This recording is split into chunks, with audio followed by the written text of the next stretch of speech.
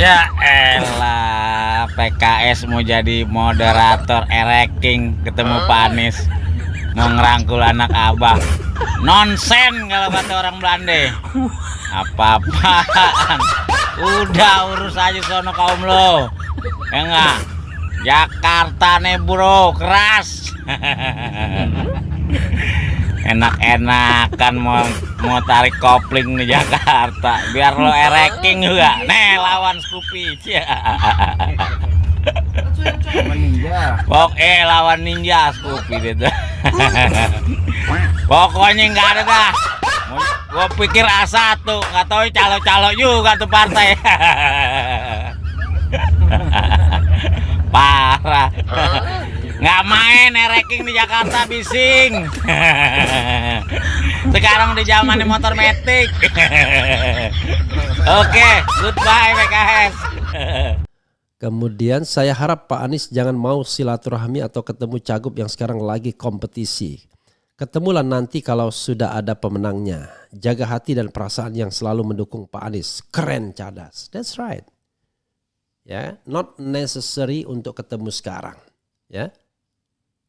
Ketemu sekarang dengan mantan-mantan gubernur. Itu cuma sekedar basa-basi untuk kampanye. Udahlah, kita udah paham lah politik itu, ya kan?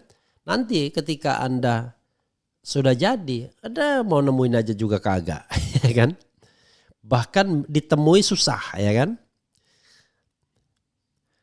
Bukan soal Pak Anies, tapi PKS sudah mendukung Mulyono dan nepotisme. That's right, this is the correct answer ya. Kenapa kita marah ya?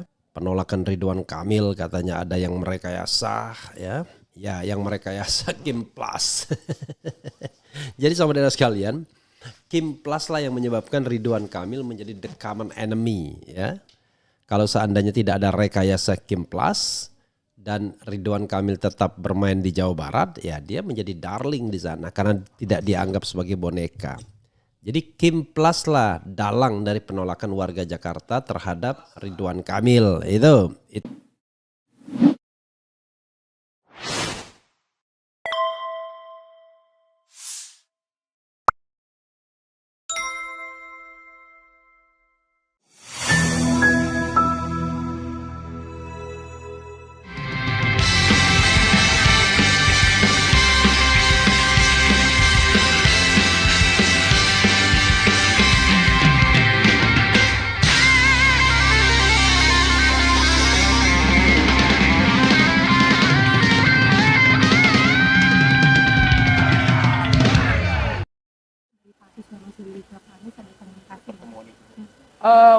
Insya Allah Pak Ridwan Kamil sudah ada WA-WAan ke beliau.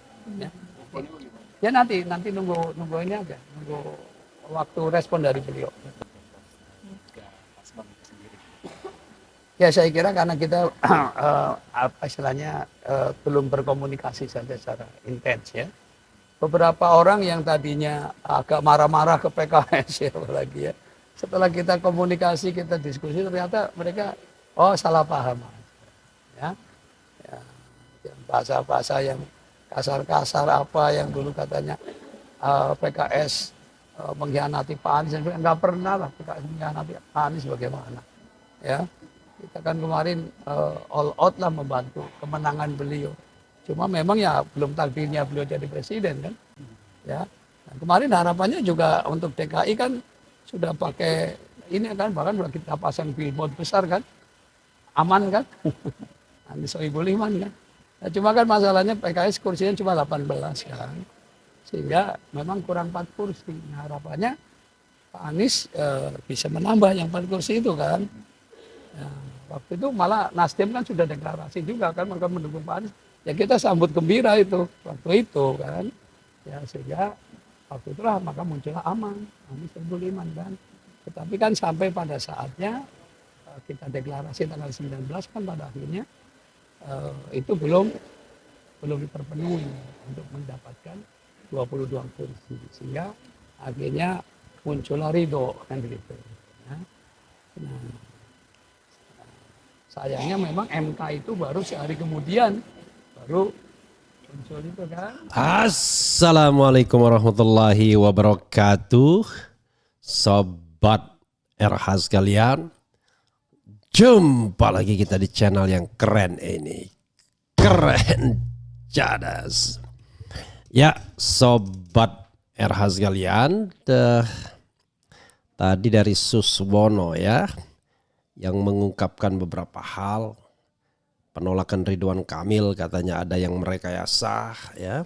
Ya, yang merekayasa Kim Plus.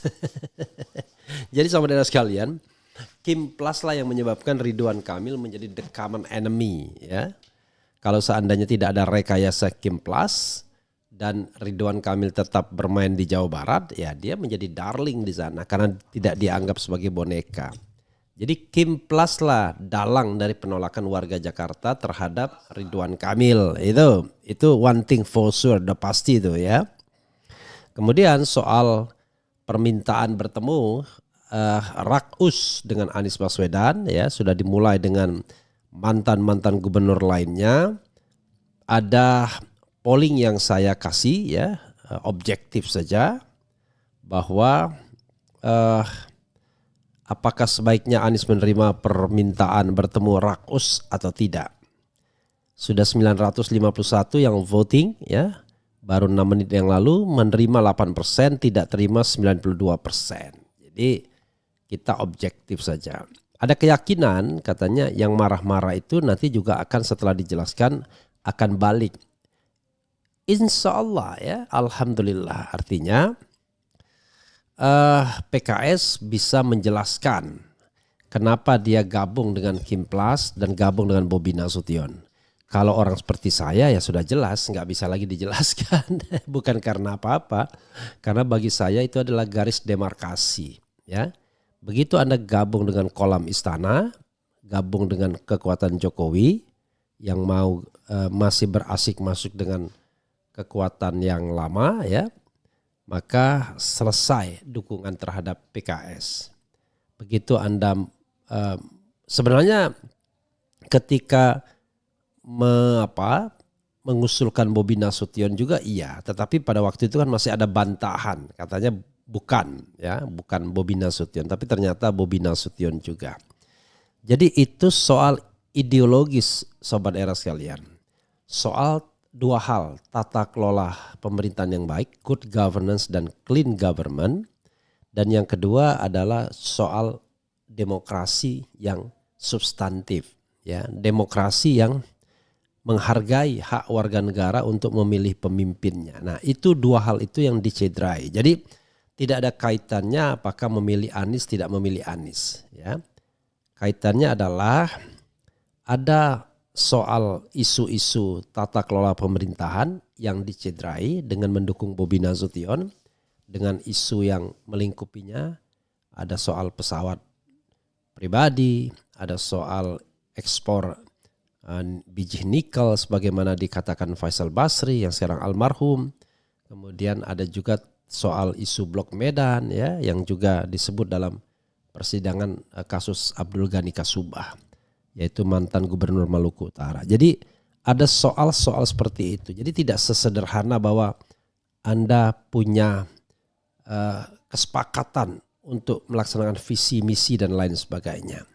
Tetapi integritas calon dan dari mana calon itu jauh lebih penting, ya.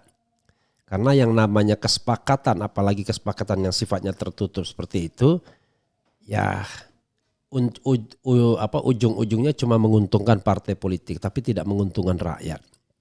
Sama seperti di Kim Plus ya, ujung-ujungnya hanya menguntungkan elit partai politik tapi tidak menguntungkan rakyat.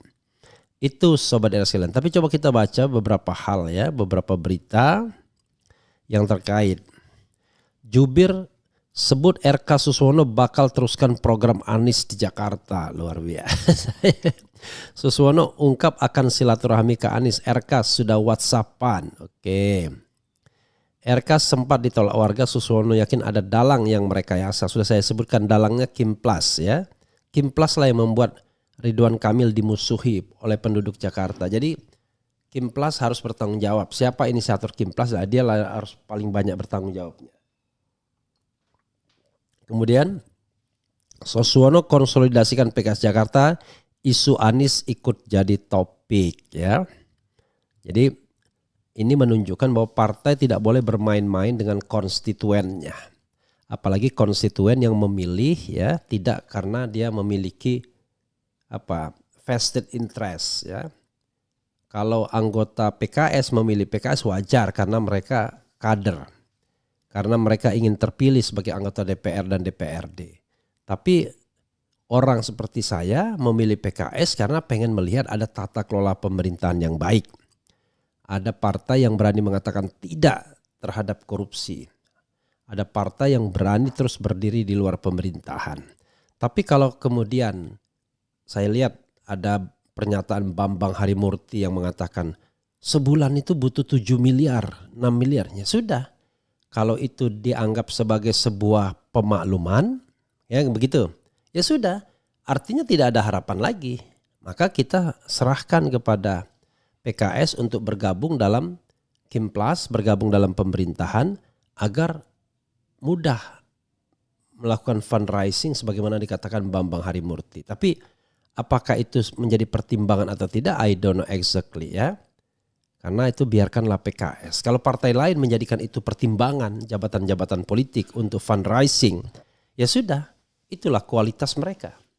Dan PKS sebagai partai dakwah ya harus beda.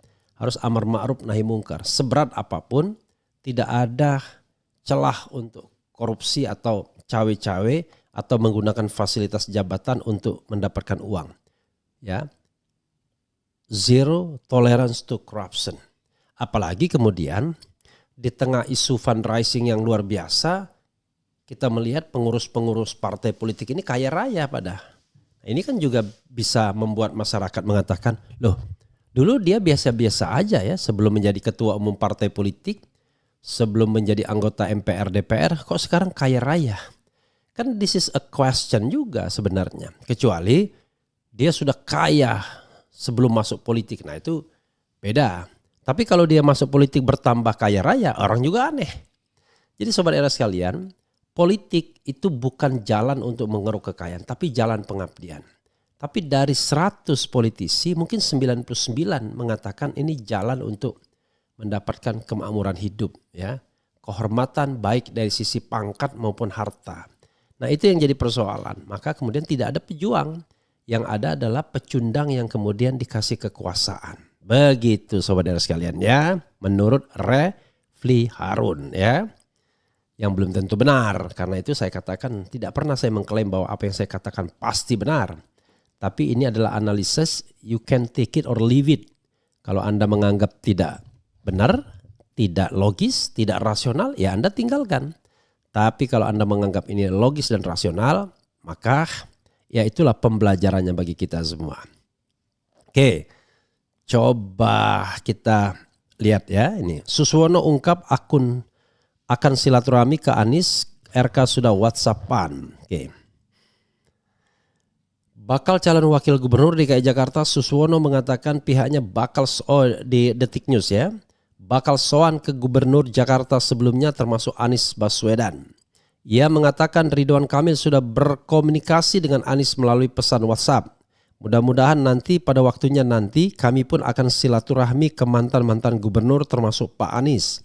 Kata Suswono kepada wartawan di Kompleks Parlemen. Insya Allah Pak Ridwan Kamil sudah ada WA-WA. Nanti nunggu waktu respons dari beliau tambahnya. Artinya belum direspons ya.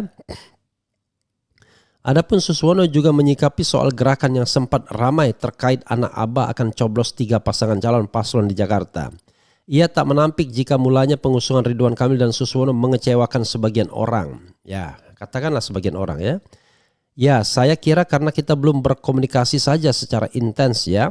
Beberapa orang yang tadinya agak marah-marah ke PKS, siapa lagi ya, setelah kita komunikasi, kita diskusi, ternyata mereka salah paham saja ujar Suswono. Bukan salah paham, bisa dibujuk dengan janji-janji kemerdekaan. Ya udahlah ya. Banyak sekali ya orang-orang yang belok karena ada kekuasaan, ada bayangan kekuasaan di depan, ada bayangan kenikmatan di depan, ada bayangan kemudahan di depan. Kan begitu. Ia mengatakan sedari awal PKS tak ada niat untuk mengkhianati Anies. Dia menyebut Anies sudah diusung PKS dan ditugaskan untuk mencari teman koalisi. Ini saja udah udah terjadi silang pendapat ya. Bahasa-bahasa yang kasar-kasar, apa yang dulu katanya PKS mengkhianati Pak Anies, nggak pernah lah PKS mengkhianati Pak Anies. Bagaimana ujar Suswono? Ia menyebut Anies kala itu diharapkan untuk mencari rekan koalisi. Suswono berharap sikap yang diambil PKS saat ini bisa dipahami oleh publik. Nah, harapannya Pak Anies bisa menambah yang 4 kursi itu. Waktu itu Nasdem juga sudah deklarasi juga kan mendukung Pak Anies. Ya kita sambut gembira itu waktu itu kan, kata Suswono. Jadi seperti itu sebetulnya situasinya. Sebaiknya dipahami, mudah-mudahan nanti pada waktunya nanti kami pun akan silaturahmi ke mantan-mantan gubernur termasuk Pak Anies, imbuhnya. Jadi sobat era sekalian, dia nggak nangkap ini orang ya. Kalau saya, it is not about Anies Baswedan. Ini soal ya mau bergabung ke kolam istana. Anda mengatakan pemerintahan ini bobrok, buruk, jelek dan lain sebagainya. Tapi Anda mau bergabung kepada kelompok-kelompok yang mendukung pemerintahan ini. Kan Kimplas itu kan kelompok-kelompok yang mendukung pemerintahan Raja Jawa. Lalu Anda juga dukung Bobi Nasution. Itu soalnya. Lalu dengan alasan menugaskan Anies dapat 4 kursi, Anda mengatakan kami nggak bisa nyalon karena kurang 4 kursi. Lah, dengan adanya putusan MK, Anda kan bisa nyalon sendiri. Bisa, kami sudah terikat komitmen. Sontoloyo di Jawa Barat buktinya Anda bisa keluar dari kesepakatan dan kemudian mengusung calon sendiri, Presiden PKS. Udahlah, kita kan bukan anak kecil yang kemudian bisa dibohongi. Ya, yang tidak dikatakan itu adalah panggung belakangnya, kesepakatan di belakang layarnya. Nanti akan kita lihat berapa kursi kabinet yang akan diberikan kepada PKS. Itu saja, susah amat, repot amat ya kan. Apalagi Prabowo untuk mengakomodasi semua kekuatan itu, dia sudah minta bukan 34 tapi 44 kementerian. Anda bisa bayangkan, jangan-jangan 44 kementerian semua dikasih jabatan-jabatan wakil menteri. Anda bisa bayangkan negara sebesar Amerika Serikat saja cuma 15 kementeriannya. Mau jadi apa negara ini kalau kita bicara tentang pemberantasan korupsi? Yang ada adalah korupsi makin marak. Karena orang-orang partai yang masuk di dalam pemerintahan tersebut itu at the first place akan memikirkan fundraising, memikirkan keuntungan bagi partainya. Sudahlah, kita nggak usah bohong hal seperti itu. Itu terjadi, it happen. Siapapun yang masuk ke kekuasaan dan belongs to a certain political party, maka orang partai itu akan menyemut di sana. Dan setiap kunjungan ke daerah, ke luar negeri, orang partai yang akan mengelilinginya. Ya kan? Lalu setiap kunjungan ke daerah, juga ke luar negeri, kegiatan partai yang akan didahulukan atau ditempel dengan kegiatan-kegiatan yang ada.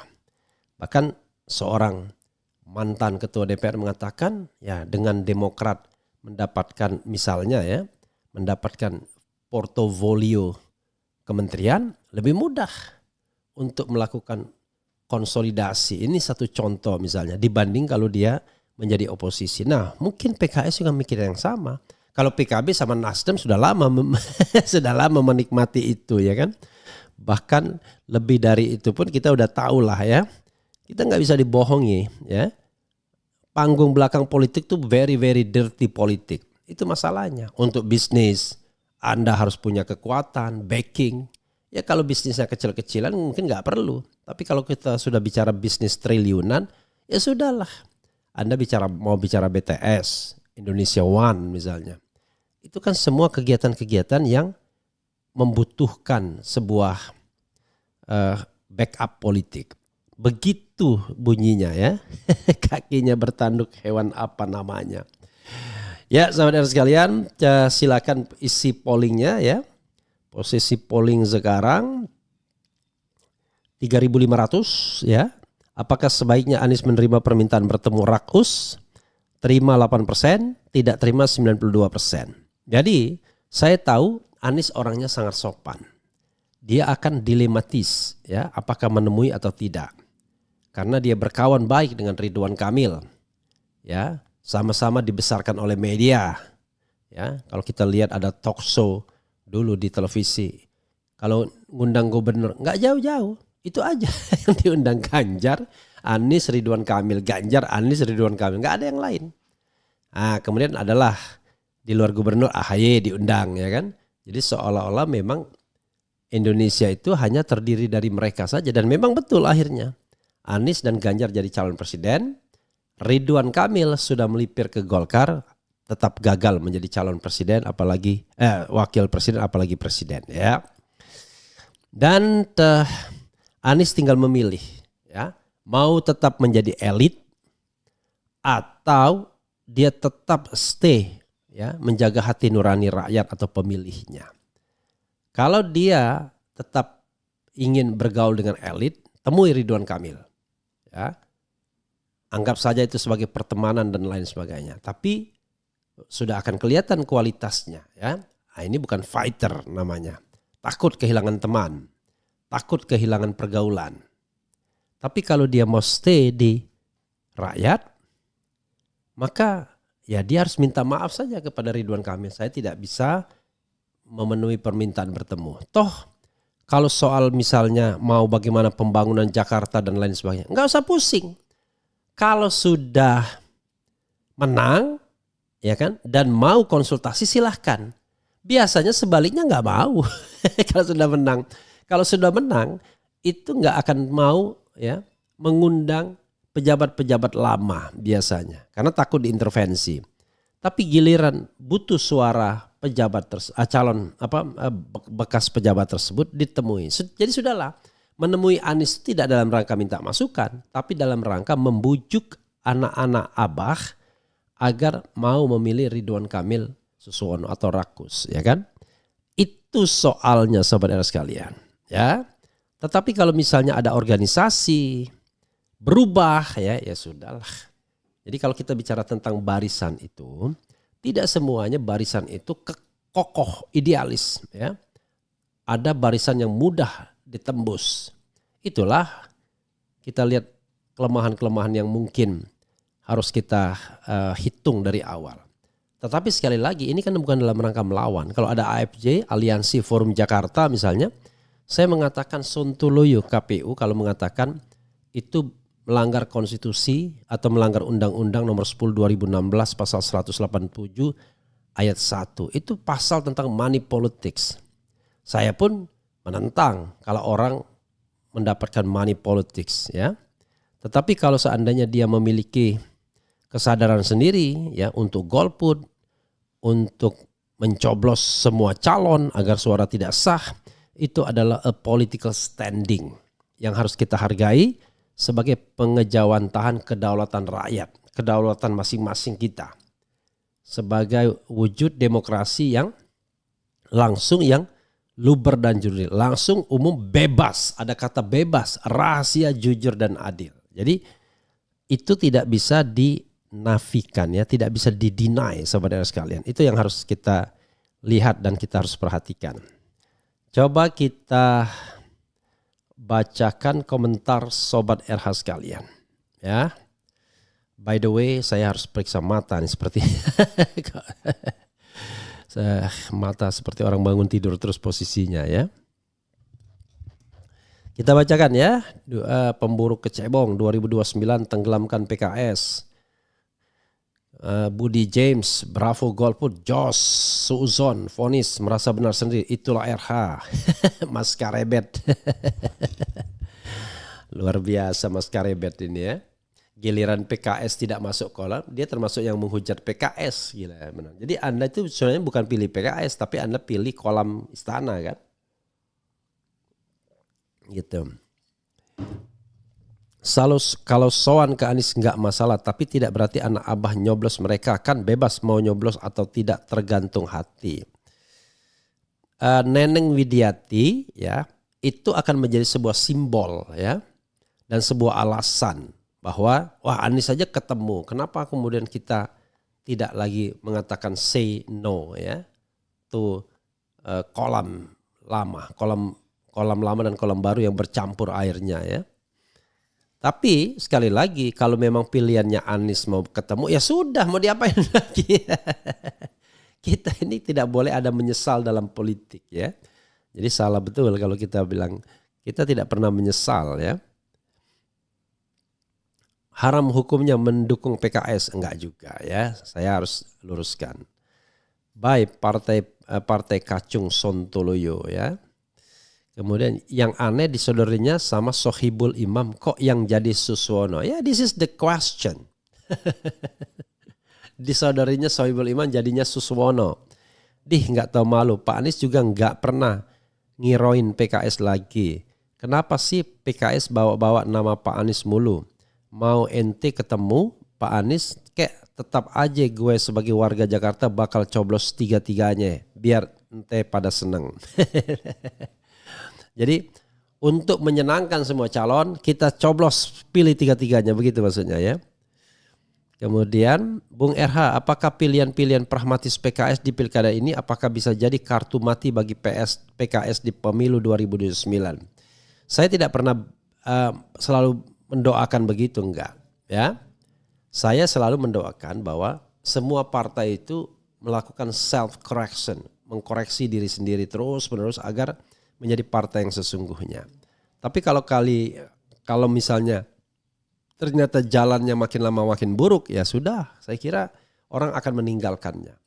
Ya paling tidak orang akan golput karena bingung mau pilih partai yang mana ya. Sobat sekalian, terus terang ya, ketika saya memilih PKS, saya nggak kenal siapa calonnya, ya, nggak kenal. Saya nggak kenal DPR RI-nya saja, saya lupa siapa calon PKS di dapil saya Jakarta Barat, nggak kenal. Begitu saya pilih DPRD DKI, nggak kenal juga saya siapa calon PKS. Saya memilih PKS karena meyakini partai ini adalah partai yang amanah, kan begitu. Tapi kemudian kalau dia kemudian jauh dari harapan, ya sudah, tinggalkan saja, kan begitu. Seperti orang menikah ya, kalau harus cerai ya sudah, mau diapakan lagi ya, gitu. Kemudian saya harap Pak Anies jangan mau silaturahmi atau ketemu cagup yang sekarang lagi kompetisi. Ketemulah nanti kalau sudah ada pemenangnya. Jaga hati dan perasaan yang selalu mendukung Pak Anies. Keren, cadas. That's right. Ya, not necessary untuk ketemu sekarang. Ya, ketemu sekarang dengan mantan gubernur itu cuma sekedar basa-basi untuk kampanye. Udahlah, kita udah paham lah politik itu, ya kan. Nanti ketika Anda sudah jadi, ada mau nemuin aja juga kagak, ya kan. Bahkan ditemui susah, ya kan. Bukan soal Pak Anies, tapi PKS sudah mendukung Mulyono dan nepotisme. That's right, this is the correct answer ya. Kenapa kita marah ya? Bukan marah sih. Mengapa kita menggunakan akal sehat ya untuk mempanis PKS?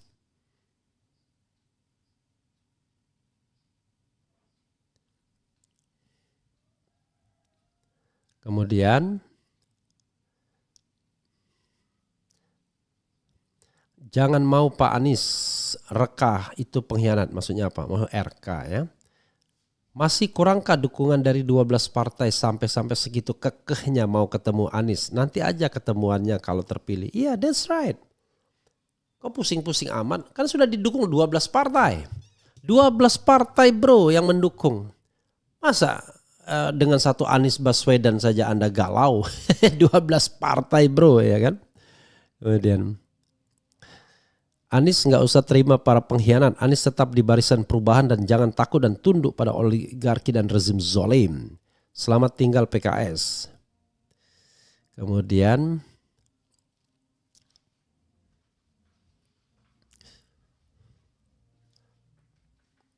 bye-bye Mas Karebet ya. Jadi Mas Karebet saya hukum dulu ya. Karena Anda tidak mau tidak mau berdialog. Ya, tapi komentar lagi boleh ya. Itu. Jadi gini sobat era sekalian, kita boleh ya gini, yang harus kita komentari itu adalah objek kita. Jangan komentar ke penyampai beritanya. Saya kan bukan pejabat publik. Ngapain kritik-kritik saya? Saya kan bukan pejabat publik. Ya. Jadi cara yang benar untuk membantah saya adalah begini. saya tidak setuju pendapat RH. Menurut saya harus begini. Kan begitu. Atau paling lebih baik lagi adalah saya tidak setuju. Saya setuju Anies menemui. Kan begitu. Karena perdebatan kita adalah apakah Anies sebaiknya menemui atau tidak menemui. Lah dia mengatakan saya ini, saya itu. Nanti bye-bye dulu ya Mas Karebet ya. Nanti Anda boleh lagi berpartisipasi karena mata saya jadi sakit ya.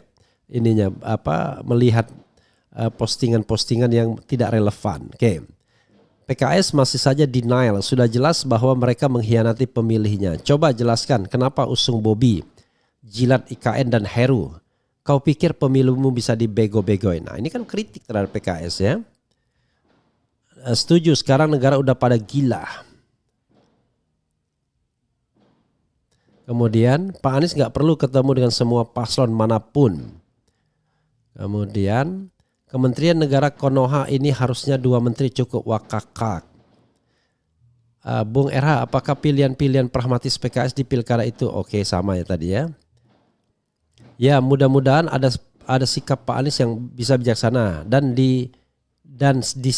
diterima anak-anak Abah. Lagian apa sih maunya PKS ini? Pasangan rakus mau menang, Anies mau diseret-seret. 12 partai telah bergabung lalu untuk apa lagi mengejar suara pemilih RMB? Jujur yakin malunya ribuan kali lipat jika kalah ya. Coblos semua, simple aja. Pak Anies nggak usah temui paslon Sontoloyo. Apakah memungkinkan jika Pak Anies membuat statement terbuka untuk menolak seluruh pertemuan terkait pilkada selama proses berlangsung untuk meminimalisir favoritisme? Ya nggak ada malunya, anak Abah dibilang merusak demokrasi kemudian rugi dukung Anies lalu ngotot pengen ketemu mikir. Selamat jadi gendro. Oke, Pak Anies Baswedan nggak perlu bertemu orang-orang yang telah menjegal. Jadi saudara sekalian, sekali lagi ya, tentu ada orang yang marah karena Anies tidak dicalonkan. Tapi ada yang tidak bisa diterima karena kumpul sama Kolam Mulyono dan mendukung Bobi Nasution. Menurut saya dalam kacamata good governance dan clean government dan demokrasi elektoral kita itu jauh lebih substantif. Bobi Nasution itu adalah bagian dari nepotisme politik. Oke. Kim Plus itu adalah bagian yang merusak demokrasi elektoral. Masa ini aja kita nggak paham, ya kan?